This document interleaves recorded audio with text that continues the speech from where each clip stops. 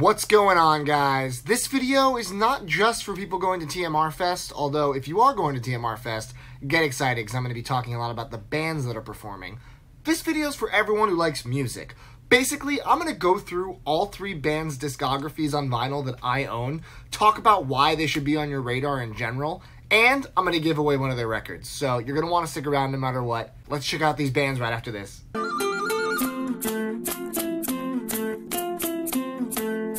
Now, before we start this video, I just want to say if you're not subscribed to Too Many Records, make sure you are. Hit that button. It's on the bottom right corner. And if you are subscribed, make sure your notification bell is turned on. Lately, some people have been telling me that YouTube has not been notifying them when I put out new content. That's because their subscription bell was turned off for some reason. I don't know why. Double check yours is on so you don't miss any great content I put out. Alright, so like I said, TMR Fest is coming up real shortly, in less than 2 weeks, and I was able to book 3 incredible bands for the day. So the 3 bands that are going to be performing at TMR Fest are Tiny Stills, Fort Vine, and the album Leaf. I've talked about all these bands in some capacity on this channel if you've been watching for a long time. I'm going to share with you why I chose these bands, why they're important to me, and I have all their records over here, so I'm going to go through and show you all of their records, and you're going to probably want to pick them up by the time we're done. As promised, there will be a giveaway, so make sure you stick around for that. Alright, let's first get into it with Tiny Stills, Laughing Into the Void. This is her first album on vinyl. I believe there's one album prior to this, does not have a vinyl release. This is an incredible power pop album. When this came out, I reviewed it very favorably. It made my top list of 2018 albums. It comes on beautiful blue vinyl. My copy is somewhere in this room. I couldn't find it prior to this video because I've been rearranging due to TMR Fest, but I did find this copy, and guess what? I'm going to give this copy away. So if you want to figure out how you can get this copy in your collection, stick around to the end of the video. I'll tell you how, or just go to the description if you're lazy. This album's lyricism is so honest, brutally so at times, really empowering, as I mentioned in the top albums of last year video. I love this record. If you like Fountains of Wayne, kind of power pop, pop punk-ish stuff, you're going to love it. Tony Thaxton, the drummer from Motion City Soundtrack, drums on this record. It's just an all-around slammer, and I'm really excited to hear her play live at TMR Fest. I saw her perform live on the House Show, which is a podcast on my podcast network, Dragon Wagon Radio. If you didn't know I had a podcast, there's a lot of episodes for you to catch up on. That being said, she's an amazing performer, full band or acoustic. We're getting treated to an acoustic set at TMR Fest. Can't wait for that, and you'll have a chance to win this record, so stick around. Also, there's a video on this channel where I did interview Kaylin and Tony, her husband, and it's a really good video, so I'll link to that in the description if you want to kind of dig into more of their musical taste. Up next, we have Fort Vine. Fort Vine's one of my favorite bands. I love the people in it, especially Nina and Trevor, 2 of my best friends. And this album, One and the Same, was their debut. It thankfully got pressed to vinyl, and I was lucky enough to get one of the cool limited versions of it. I absolutely loved the splatter, how well it went with the cover.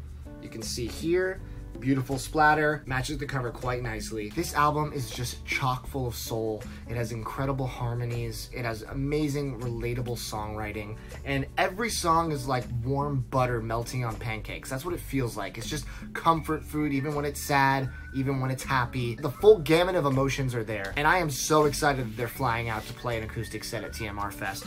The 2 of them, Trevor and Nina, are just wonderful humans, and the fact that they make amazing music is just icing on the cake. One and the Same is on vinyl. Their second album, which also made my top albums of last year, did not make it to vinyl yet. If you guys are behind on this channel, you would probably not know that I have started a record label of sorts. Basically, I've teamed up with Crates to press their second album, Stay Magical, to vinyl in glorious fashion. A true collectible, as you know I enjoy. It's going to be double vinyl, splatter vinyl, gatefold, mastered for vinyl. It's going to be wonderful. As of this video, there's about 128 people that have funded it. We need 300 to get it to go to press. You won't get charged until 300 copies. So what do you have to lose? If it gets funded, you get an amazing record. If it doesn't get funded, no harm, no foul. But guys, this will get funded. The music's just too good not to. I will leave a link in the description to the Crates. Check it out. Listen to one song. I guarantee you'll be hooked. And then pledge. Hopefully we can get this record out, and then if this goes well, more records to come under the TMR label. And last but not least, the album Leaf. I've been a fan of Jimmy for quite some time. As you'll see, I own a lot of his records. I think all of his records. And that's because I think he is one of the top people within his genre.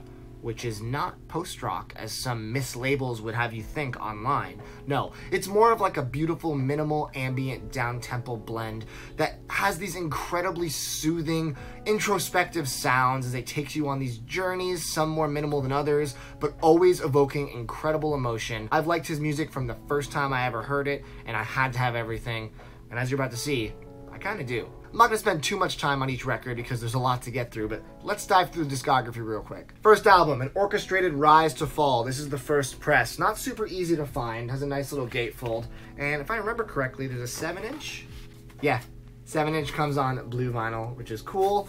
The disc itself is just on black. I also had to double dip when I saw he reissued it in this really beautiful way. This is a nice die-cut jacket, and he signed it because I splurged for the autographed version. He's doing autographed stuff on his new record label, and basically everything that's autographed and limited is going to be on this cool gold variants. This is one of the gold records that came out. It's kind of like a interesting marbly gold. And I had to grab it even though I had the original press just because I love the new packaging and I wanted that signature. It's a great place to start with the album leaf, but there's so much more to get through. Following that, he also reissued One Day I'll Be on Time, the second album leaf record. Same thing, nice signature, die cut, and man, I just gotta say, I love these inner sleeves. They kind of mimic the original artwork on the original press. Also matches my shirt, which is kind of cool, unintentional. And this time I did not splurge for the gold. I just love this variant. It's this like cotton candy and white swirl. It matches the inner sleeves and the original cover art really nicely. And I just thought it went really, really well with this record in particular. Another absolute win for the album leaf. And my favorite album leaf record, I think, it's hard to say, is In a Safe Place. This was done in a few different ways. I picked up the loser edition of this, although there's another version with an alternate cover that eludes me, and one day I will have it. And this loser edition just looks really pretty. It's like a clear with smoke in it. And yeah, the first time I heard this record, I was just blown away. Window, the first track, might still be my favorite album leaf track to date. So we better play it at TMR Fest. This is absolutely a great place to start, and if you don't know where to go because there's a lot to listen to, this will win you over, and then you can kind of dive backwards. But yeah, In a Safe Place, definitely worth being in your collection. Following that, we have Into the Blue again. This is another really, really great record. I'm telling you, he just had a streak of wonderful albums back to back to back. This is just on black vinyl. I don't know if it actually came on a colored version. I should check that out. Either way, another wonderful record. A Chorus of Storytellers comes next. Again, black vinyl, but this one has a really nice robust gatefold, really excellent picture in the middle. And yeah, again, this is still on Sub Pop, which is a great label. And they usually only sign the best of the best, especially from the grunge scene. So really stoked that he's on it as well. Yeah. Really good record. And something I bought on a whim. I'm gonna be honest, I have not heard this album. This is a soundtrack to Tori's Distraction. I've never heard it as mentioned, but he was doing the limited gold version with the signature, and I was like, you know what? Everything Jimmy's done is great. I'm just gonna buy it, but I should probably spin it, maybe tonight.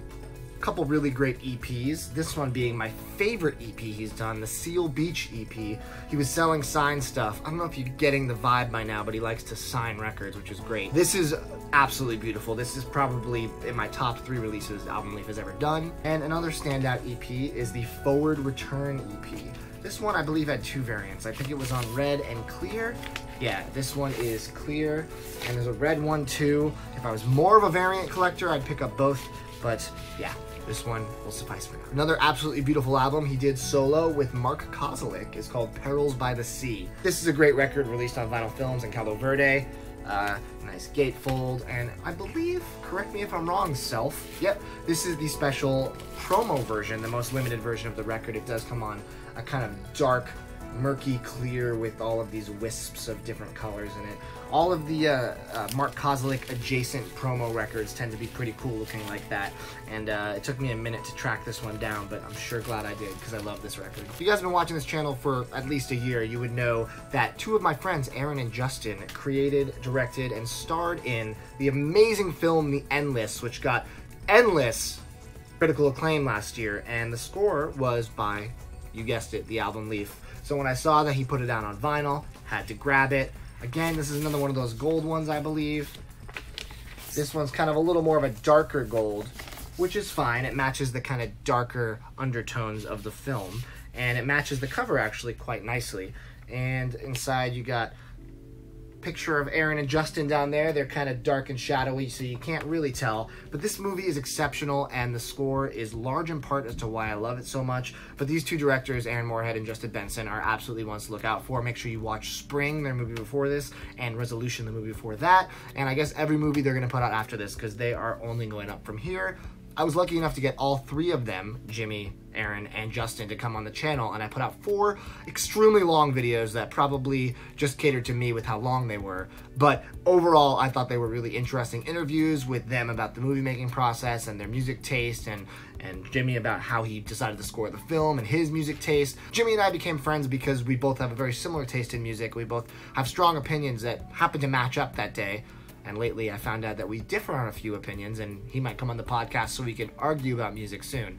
But regardless, that's probably the reason why he's able to come play this show, is because we had a great time filming those videos. I will link to those in the description too. Check them out if you have an hour or so to kill. Finally, his most recent record, Between Waves. This is a full band signed endeavor, which is rad. Really nice jacket. And this one has this kind of interesting red cover. And I managed to get this super limited clear version of it. This clear record was only for friends and family, so I had to pull a couple strings to be able to get one of these. I'd like to think I consider myself a friend at this point. So I have the clear version. I think it's limited to 50 or 100 full band signatures. Really like this album. It experiments with a little more vocal work than any of the previous records, which is a welcome addition to his amazing catalog. So that's enough about the album Leaf. I'm really excited to see Jimmy perform a solo set at TMR Fest. He's gonna be doing some new material as well as some album Leaf favorites, so make sure you stick around for that. It's probably gonna be the last act of the day, so I hope people that are coming to TMR Fest will stay around the whole time. Good drinks, good food, good conversations, and good music. How can you beat that? If you don't know any of these artists, you're about to find out a lot more about them, because to enter the giveaway, here's what you gotta do.